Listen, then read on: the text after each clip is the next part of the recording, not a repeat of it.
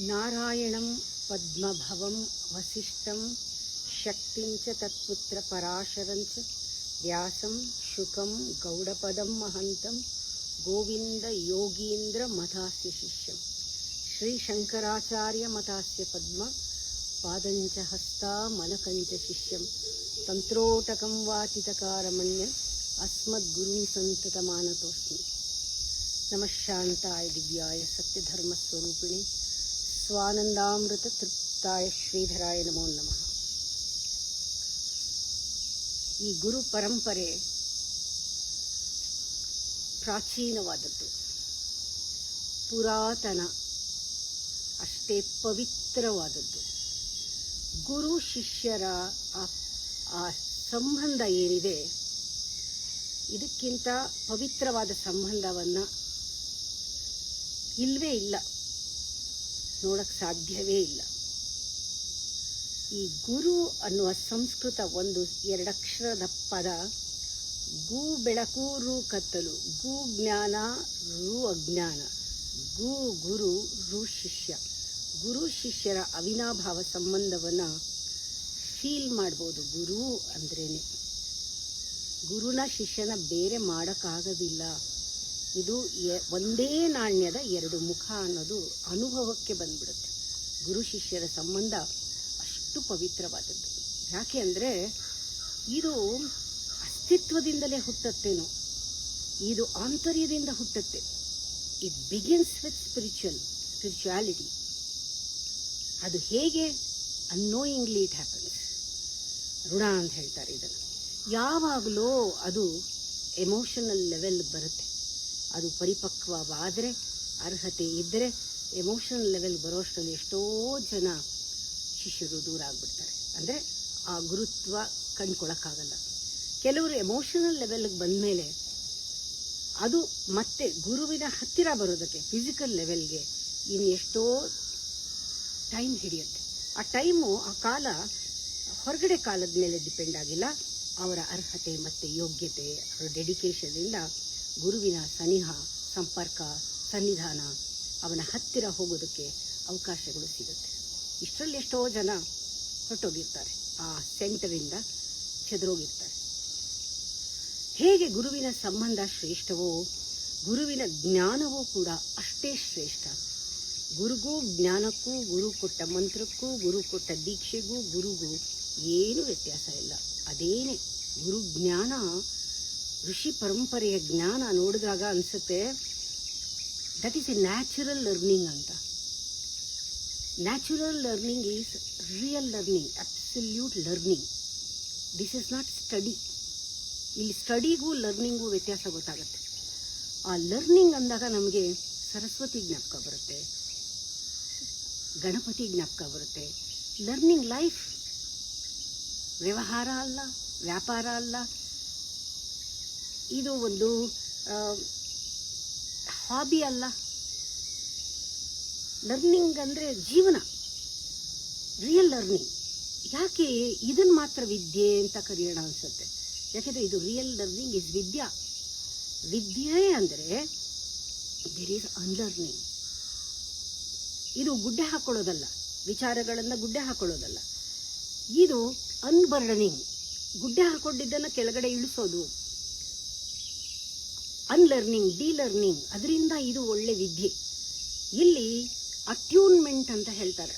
Attunement, ಗುರು ಜೊತೆಗೆ ಆ ಒಳಗಡೆ ಒಂದು ಕನೆಕ್ಷನ್ ಇಂದ, ಆ ಸಂಪರ್ಕದಿಂದ, ಸಂವೇದನೆಯಿಂದ ಸಿಗುವಂಥದ್ದು ಆ ಲರ್ನಿಂಗ್ ಅನ್ನೋದು. ಜೊತೆಗೆ ಅಲ್ಲಿ ಒಂದು ಅಟ್ಯೂನ್ಮೆಂಟ್ನಲ್ಲಿ ಗುರು ಮಾತಾಡಿದ್ರೆ ಒಂದೊಂದು ಪದನೂ ಕೂಡ ಸೀದಾ ಮೌನಕ್ಕೆ ಹೋಗುತ್ತೆ. ಡಿಕ್ಷನರಿ ಮೀನಿಂಗ್ ಹುಡುಕಲ್ಲ, ಅದು ಸೀದಾ ಮೌನಕ್ಕೆ ಹೋಗುತ್ತೆ. ಇದು ಯಾವಾಗಲೂ ಸದಾ ನಿಮ್ಮ ಜೊತೆಗಿರುತ್ತೆ ಜ್ಞಾನ. ಈ ಗುರು ಜ್ಞಾನ ಅನ್ನೋದು ಸದಾ ನಮ್ಮನ್ನು ಕಾಪಾಡ್ತಾ ಇರುತ್ತೆ. ಈ ಥರ ಒಂದು ಲರ್ನಿಂಗ್ಗೆ ಒಂದು ಅರ್ಹತೆ ಅಂತಾರೆ ಅಥವಾ ಸಂಸ್ಕಾರ ಅಂತಾರೆ, ಅದು ಬೇಕು. ಇದು ಜಿಮ್ ಹೋಗಿ ಕಲಿತೆ, ನಾನು ಅಡಿಗೆ ಕಲಿತೆ, ಅಥವಾ ಡ್ರಾಯಿಂಗ್ ಕ್ಲಾಸ್ಗೆ ಹೋಗಿದ್ದೆ, ಡ್ರಿಲ್ ಕಲ್ತ್ಕೊಂಡೆ, ಏರೋಬಿಕ್ಸ್ ಕಲ್ತ್ಕೊಂಡೆ, ಆ ಥರ ಜ್ಞಾನ ಅಲ್ಲ ಅದು. ಗುರು ಜ್ಞಾನ ಅಂದರೆ ಪರಂಪರೆಯಿಂದ ಬಂದದ್ದು. ಇವಾಗ ನೃತ್ಯ ಕಲೆ, ಶಾಸ್ತ್ರೀಯ ಸಂಗೀತ ಕಲೆ, ಇದು ಕೂಡ ಸಂಸ್ಕಾರ ಬೇಕು. ಕಲಿಸೋರ್ಗೂ ಬೇಕು, ಕಲಿಯೋರ್ಗೂ ಬೇಕು. ಇದಕ್ಕೆ ಇಷ್ಟೊಂದು ಬೇಕು ಅಂದಮೇಲೆ ಬ್ರಹ್ಮಜ್ಞಾನ, ಆತ್ಮಜ್ಞಾನ, ಜೀವನದ ಜ್ಞಾನ, ಆ ತಿರುಳನ್ನು ತಿಳ್ಕೊಳ್ಳೋಕ್ಕೆ ಇನ್ನೆಷ್ಟು ಸಂಸ್ಕಾರ ಬೇಕು ಕಲಿಯೋರಿಗೆ, ಕಲಿಸೋರಿಗೆ ಇಬ್ಬರಿಗೂ. ಶುಡ್ ಇಮ್ಯಾಜಿನ್ ಯಾವ ಥರ ಇರಬೇಕು. ಇಲ್ಲಿ ಬಹಳ ಹತ್ತಿರವಾದ ಸಂಬಂಧ ಅಂದರೆ ತಾಯಿ ಮಗುವಿನ ಸಂಬಂಧ, ಒಳಗೂಡುವಿಕೆ ಅಂತ ಹೇಳ್ತಾರೆ. ತಾಯಿ ಮಗುವಿನಲ್ಲಿ ಒಳಗೂಡಿದಾಗ, ಒಂದಾದಾಗಲೇನೇನಾದ್ರೂ ಕಮ್ಯುನಿಕೇಟ್ ಮಾಡೋಕ್ಕಾಗೋದು, ಇಲ್ಲದೇ ಸಾಧ್ಯವೇ ಇಲ್ಲ. ಇಲ್ಲೆಲ್ಲ ಜ್ಞಾಪಕ ಬಂದಾಗ ಈ ಸಂಬಂಧ ಹೇಗಿರುತ್ತೆ ಅಂದರೆ ಒಳ್ಳೆ ಸವಿಯಾದ ಸ್ನೇಹ ಸಂಬಂಧ. ಕೃಷ್ಣ ಮತ್ತು ಅರ್ಜುನ, ಇದನ್ನು ಎಷ್ಟು ಸತಿ ಹೇಳಿದ್ರೂ ಅಷ್ಟು ಸತಿನೂ ನಂಗೊಂದೊಂದು ಹೊಸ ಅನುಭವ ಆಗುತ್ತೆ. ಕೃಷ್ಣ ಅರ್ಜುನಲ್ಲಿ ಒಳಗೊಂಡು ಈ ವಿದ್ಯೆಯನ್ನು ಕೊಟ್ಟಿರೋದು, ಜೀವಾತ್ಮನನ್ನ ಪರಮಾತ್ಮನನ್ನಾಗಿ ಮಾಡೋದಕ್ಕೆ, ತನ್ನಲ್ಲಿ ಒಂದಾಗಿಸ್ಕೊಳ್ಳೋದಕ್ಕೆ, ಅವನೊಳಗೆ ತಾನಿದ್ದೀನಿ ಅಂತ ತೋರಿಸ್ಕೊಳ್ಳೋಕ್ಕೆ. ಇದೆಷ್ಟು ಒಳಗೂಡುವಿಕೆ ಇದೆ ಅಂದರೆ ಯು ಕಾಂಟ್ ಇಮ್ಯಾಜಿನ್. ಇದನ್ನು ಅನುಭವಿಸಿದ್ರೇ ಗೊತ್ತಾಗೋದು. ಇದು ಯಾರೋ ಅನುಭವಿಸಿದ್ದು, ಯಾರಿಗೂ ಅನುಭವ ಆಗಿದ್ದು, ಅವರೊಂದು ಪುಸ್ತಕ ಬರೆದಿದ್ದು, ಆ ಪುಸ್ತಕನ ಓದಿದ್ದು, ಅದರ ಮೇಲೆ ನಾವು ಪಾಠ ಮಾಡೋಕ್ಕಾಗೋದಿಲ್ಲ. ಗುರು ಪರಂಪರೆ ಜ್ಞಾನ ಆ ಥರ ಬರಲ್ಲ, ಯಾರ್ದೋ ಅನುಭವದ ಮೇಲೆ ಮಾಡೋಕ್ಕಾಗಲ್ಲ. ಇದು ಬಹಳ ಡೈರೆಕ್ಟ್ ಜ್ಞಾನ, ಇದು ಪರ್ಸನಲ್ ಜ್ಞಾನ, ಇದು ಒಂಥರ ನೇರವಾಗಿ ಸಂಪರ್ಕದಲ್ಲಿ ಕೊಡುವಂತಹ ಜ್ಞಾನ. 1000 ಜನ ಕೂತಿದ್ದಾಗ ಭಗವದ್ಗೀತೆ ಶ್ಲೋಕ ಹೇಳ್ಕೊಡ್ಬೋದು, ಸೌಂದರ್ಯಲಹರಿ ಹೇಳ್ಕೊಡ್ಬೋದು, ಲಲಿತಾ ಸಹಸ್ರನಾಮ ಹೇಳ್ಕೊಡ್ಬೋದು 1000 ಜನಕ್ಕೆ. ಆದರೆ ಅದರ ಅರ್ಥ ಹೇಳ್ತೀನಿ ಅನ್ನುವಾಗ 1000 ಜನಕ್ಕೂ ಅರ್ಥ ಆಗುತ್ತೋ ಇಲ್ವೋ ಗೊತ್ತಿಲ್ಲ. ಆ ಗುಂಪು ಚಿಕ್ಕದಾಗುತ್ತೆ ಅರ್ಥ ಕೇಳೋರು. ಇನ್ನು ಅದರೊಳಗಿರೋದು ಆಳವಾದ ಸೂಕ್ಷ್ಮ ತತ್ವ ಹೇಳ್ತೀನಿ ಅಂದಾಗ ಗ್ರೂಪ್ ಇನ್ನೂ ಚಿಕ್ಕದಾಗುತ್ತೆ. ಇಲ್ಲ, ನಾನು ಅದರಲ್ಲಿ ಇರುವಂತಹ ಒಂದು ಪ್ರಜ್ಞಾಪೂರ್ವಕವಾದ ಕಣ್ಣನ್ನು ತೆಗೆದು ಜ್ಞಾನದಲ್ಲಿ ಜೀವನ ಮಾಡೋದನ್ನು ಹೇಳ್ಕೊಡ್ತೀನಿ, ಧ್ಯಾನ ಮಾಡೋದನ್ನು ಹೇಳ್ಕೊಡ್ತೀನಿ ಅಂದಾಗ ಇನ್ನು only few people can take. ಆ ಥರ ಅಲ್ಲಿ ಆಗ್ಬಿಡುತ್ತೆ. ಅದನ್ನು ಡೈರೆಕ್ಟಾಗೇ ಕೊಡಬೇಕು. ಇದು ಹೃದಯಕ್ಕೆ ಮಿಡಿದು ಹೋಗುವಂಥ ಜ್ಞಾನ, ಮನಸ್ಸಿಗೆ ಮುಟ್ಟುವಂಥ ಜ್ಞಾನ. ಶಿಷ್ಯನಿಗೆ ಏನು ಆಗ್ತಾ ಇದೆ, ಯಾವ ಲೆವೆಲ್ನಲ್ಲಿ ಅನ್ನೋದು ಗುರುಗೆ ಅರ್ಥ ಆಗಿ ಗುರು ಸಂಪೂರ್ಣವಾಗಿ ಪೂರ್ಣ ಜವಾಬ್ದಾರಿ ತೆಗೆದುಕೊಳ್ತಾನೆ. ಸುಮ್ಮನೆ ಒಂದು ಪ್ಲಾಸ್ಟರ್ ಅಂಟಿಸಿ ಕಳಿಸೋದಲ್ಲ ಇದು. ಅದಕ್ಕೆ ಕೆಲವು ರಹಸ್ಯಗಳನ್ನು ಬಾಯಿ ಬಡಕರಿಗೆ ಹೇಳಲೇಬಾರ್ದು ಅಂತ ಹೇಳಿದೆ. ಹೇಳಿದ್ರೇ ಅದು ಅವರು ಅರ್ಥ ಮಾಡ್ಕೊಳ್ಳದೆ ಇದ್ರೆ, ಶ್ರೀಚಕ್ರ ನೀನು ಬರೆಯೋದು ಹೇಳ್ಕೊಡ್ಬೋದು, ಚಕ್ರಗಳ ಹೆಸರುಗಳನ್ನ ಹೇಳ್ಕೊಡ್ಬೋದು, ಅಥವಾ ಸಪ್ತಚಕ್ರಗಳನ್ನು ವರ್ಣನೆ ಮಾಡಬಹುದು. ಆದರೆ ಕುಂಡಲಿನಿಯ ಅನುಭವವನ್ನು ಅದನ್ನು ಹೇಳ್ಕೊಡೋಕ್ಕಾಗಲ್ಲ. ಅದರಿಂದ ಕೆಲವು ರಹಸ್ಯಗಳನ್ನು ರಹಸ್ಯವಾಗಿ ಇಟ್ಟರೆ ಒಳ್ಳೆಯದು, ಬಾಯಿ ಬಡಕರಿಗೆ ಹೇಳಬಾರ್ದು ಅಂತ ಹೇಳ್ತಾರೆ. ಅಂದರೆ ಗುರು ಏನಾದ್ರು ಮಾತಾಡಿದ್ರೆ ಇಷ್ಟೇ ಇರೋದು, ಇನ್ನು ಹೇಳೋದು ಏನೂ ಇಲ್ಲ, ಎಲ್ಲ ಹೇಳಿಬಿಟ್ಟಿದ್ದಾರೆ ಅನ್ನೋ ಭಾವನೆಯಲ್ಲೇ ಇರುತ್ತೆ ಯಾವಾಗಲೂ ಕೂಡ. ನಾವೆಲ್ಲ ಕಲ್ತ್ಕೊಂಡ್ವಿ, ನಾಗೋಯ್ತು, ಇನ್ನೇನು ಕಲಿಯೋದಿಲ್ಲ, ಹೋಗೋಣ, ಮುಗೀತು ಪಾಠ ಅನ್ನೋ ಹಂಗಿಲ್ಲ.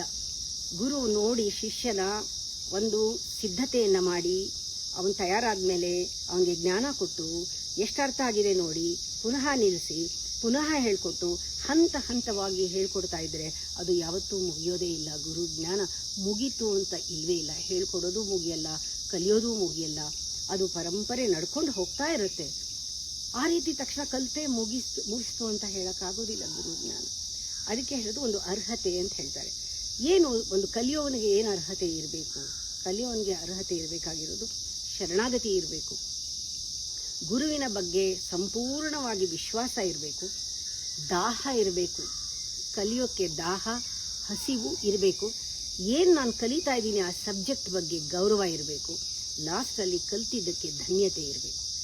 ಕೆಲವರಿಗೆ ಶರಣಾಗತಿ ಇರುತ್ತೆ ಶುರುವಿನಲ್ಲಿ, ಕಲ್ತ ಮೇಲೆ ಆ ದಾಹ ಸ್ವಲ್ಪ ತೀರ್ದೆ ಅಂದ್ಕೊಂಡಾಗ, ಎಲ್ಲ ಸಿಕ್ತು ಅಂದ್ಕೊಂಡಾಗ ಕೊನೆಯಲ್ಲಿ ಅವ್ರಿಗೆ ವಿಶ್ವಾಸವೂ ಇರಲ್ಲ, ಧನ್ಯತೆಯೂ ಇರಲ್ಲ. ಆಗ ಗುರು ಮತ್ತು ಶಿಷ್ಯನ ಕನೆಕ್ಷನ್ ತಪ್ಪೋಗುತ್ತೆ. ಹಾಗೆ ಕಲಿಸೋನ್ಗೂ ಕೂಡ ನಾನು ಇದನ್ನು ಹಂಚ್ಕೊಳ್ತಾ ಇದ್ದೀನಿ ಅನ್ನೋ ಹಾಗೆ ಕಲಿಸ್ಬೇಕು. ಎರಡನೇದು, ನನಗೇನು ಸಿಕ್ಕಿದೆ ಅವ್ರಿಗೂ ಸಿಕ್ಕಲಿ ಅನ್ನೋದು ಹಾಗೆ ಕಲಿಸ್ಬೇಕು. ಆಮೇಲೆ ತಾನು ಏನು ಹೇಳ್ತೀನೋ ಹಾಗೆ ಇರಬೇಕು, ಇರೋದ್ರಿಂದ ಅವರು ಆಗಿಸ್ಬೇಕು, ಅವ್ರ ಟ್ರಾನ್ಸ್ಫಾರ್ಮೇಷನ್ ಆಗಬೇಕು, ಆ ರೀತಿ ಇರಬೇಕು. ಕಲಿಸೋನು ಹಾಗಿರಬೇಕು. ಕಲಿಸೋನು ಪೂರ್ಣ ಜವಾಬ್ದಾರಿ ಕಲಿಯೋವರೆಗೂ ತಗೋಬೇಕು, ಅವ್ರು ಕಲಿಯೋವರೆಗೂ ಅವ್ರ ಜೊತೆ ಇರಬೇಕು. ಆಮೇಲೆ ತಾನು ಕಲಿಬೇಕು. ಇದು ಕಲಿಸೋನಿಗೆ. ಹೀಗೆ ನೋಡಿದಾಗ ಗುರು ಶಿಷ್ಯರ ಸಂಬಂಧ ಎಷ್ಟು ಹತ್ತಿರದ್ದು ನೋಡಿದಾಗ ನಾವು ಪದೇ ಪದೇ ಒಂದೊಂದು ಹಂತದಲ್ಲೂ ತಿಳ್ಕೋಬೇಕು. ಉಪಾಧ್ಯಾಯನಿಗೂ ಗುರುವಿಗೂ ಬಹಳ ವ್ಯತ್ಯಾಸ ಇದೆ. ಉಪಾಧ್ಯಾಯ ಪಾಠ ಕಲಿಸ್ತಾನೆ, ಗುರು ಜೀವನ ಕಲಿಸ್ತಾನೆ. ಉಪಾಧ್ಯಾಯ ಪಾಠ ಕಲಿಸುವಾಗ ಅವನಿಗೆ ಕಿರುಕುಲಂ ಇರುತ್ತೆ, ಒಂದು ಸಿಲೆಬಸ್ ಇರುತ್ತೆ, ಒಂದು ಪ್ಯಾಟರ್ನ್ ಇರುತ್ತೆ, ಒಂದು ಪೀರಿಯಡು ಇಷ್ಟು ಕಲಿಬೇಕು ಅನ್ನೋದು ಒಂದು ಅವನದೆಲ್ಲ ಒಂದು ಕಟ್ನಿಟ್ಟಿರುತ್ತೆ, ಕಟ್ಟುಪಾಡಿರುತ್ತೆ. ಆದರೆ ಗುರುವಿಗೆ ಕಟ್ಟುಪಾಡೇನಿಲ್ಲ. ಗುರು ಬಹಳ ಸ್ಪಾಂಟೇನಿಯಸ್. ಗುರುನ ಈ ರೀತಿ ಅಂತ ನಿರ್ಧರಿಸಕ್ಕಾಗಲ್ಲ, ಪ್ರಿಡಿಕ್ಟ್ ಮಾಡೋಕ್ಕಾಗಲ್ಲ. ಆ ಪಾಠ ಕಲಿಯುವಾಗ ಕೂಡ ಅವನು ಕಾಣಿಕೆಯನ್ನ ಅವನು ಎಕ್ಸ್ಪೆಕ್ಟ್ ಮಾಡಬಹುದು. ಪಾಠ ಹೇಳ್ಕೊಟ್ಟಿದ್ದೀನಿ, ಹಣ ಕೊಡಿ ಅಥವಾ ಕಾಣಿಕೆ ಕೊಡಿ ಅಂತ. ಗುರು ಕಾಣಿಕೆಯನ್ನ ಕೇಳೋದಿಲ್ಲ. ಗುರು ಏನು ಹೇಳ್ಕೊಟ್ಟಿದ್ದಾನೆ ಅದರಲ್ಲಿ ಸಮರ್ಥರಾದರೆ, ಅದರಲ್ಲಿ ಉತ್ತಮರಾದರೆ, ಅದರಲ್ಲಿ ಬೆಳೆದರೆ ಶಿಷ್ಯ, ಅದನ್ನ ಅವನು ಕಾಣಿಕೆ ಅಂತ ಹೇಳ್ಕೊಳ್ತಾನೆ. ಗುರು ಕೊಟ್ಟ ಜ್ಞಾನವನ್ನು ನಾವು ಬಳಸಿ ನಾವು ಮುಂದಕ್ಕೆ ಬರೋದೇ ಆಗಿರುತ್ತೆ.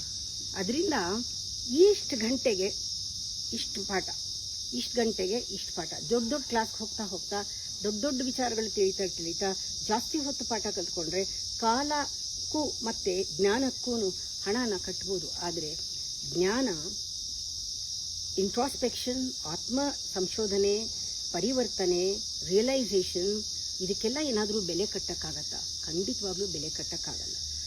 ಈ ಉಪಾಧ್ಯಾಯನ ಅಂದಾಗ ನಮಗೆ ABCD ಕಲ್ತವ್ರೆ ಒಂದು ಟೀಚರು, ಹೈಸ್ಕೂಲ್ನಲ್ಲೇ ಸೈನ್ಸ್ ಕಲ್ತಿದೆ ಒಂದು ಟೀಚರು, ಕಾಲೇಜ್ಗೆ ಹೋದ್ಮೇಲೆ ಪ್ರೊಫೆಸರು, ಆಮೇಲೆ ಇನ್ನೂ PhD ಮಾಡಿದ್ರೆ ಬೇರೆ ಬೇರೆ ಟೀಚರ್ಸು, ಡಿಫ್ರೆಂಟ್ ಉಪಾಧ್ಯಾಯರು ಆ ಟೈಮಿಗೆ ಬಂದು ಆ ಪಾಠನ ಹೇಳ್ಕೊಟ್ಟು ನಮಗೆ ವ್ಯವಹಾರ ಜ್ಞಾನವನ್ನು ಕೊಡ್ತಾರೆ. ಅಲ್ಲಿ ಅಕ್ವೆಂಟೆನ್ಸ್ ಇರುತ್ತೆ. ಆದರೆ ಗುರು ಅಂದಾಗ ಗುರು ಒಬ್ಬನೇ, ಗುರು ಜ್ಞಾನ ಒಂದೇ, ಅವನು ಹೇಳೋದು ಒಂದೇ, ಬೇರೆ ಬೇರೆ ರೀತಿಯಲ್ಲಿ ಸತ್ಯವನ್ನು ವಿವರಣೆ ಮಾಡಿ ಹೇಳ್ತಾನೆ. ಅದರಿಂದ ಇದನ್ನ ಅಕ್ವೆಂಟೆನ್ಸ್ ಅಂತ ಹೇಳಕ್ಕಾಗಲ್ಲ. ಈ ಸಂಬಂಧ ಬಹಳ ಶ್ರೇಷ್ಠವಾದ ಸಂಬಂಧ, ಜೊತೆಗೆ ಭಾಷೆ ಇಲ್ಲದ ಒಂದು ಪ್ರೀತಿಯಲ್ಲಿ ಮುಟ್ಟುವಂತಹ ಸಂಬಂಧ.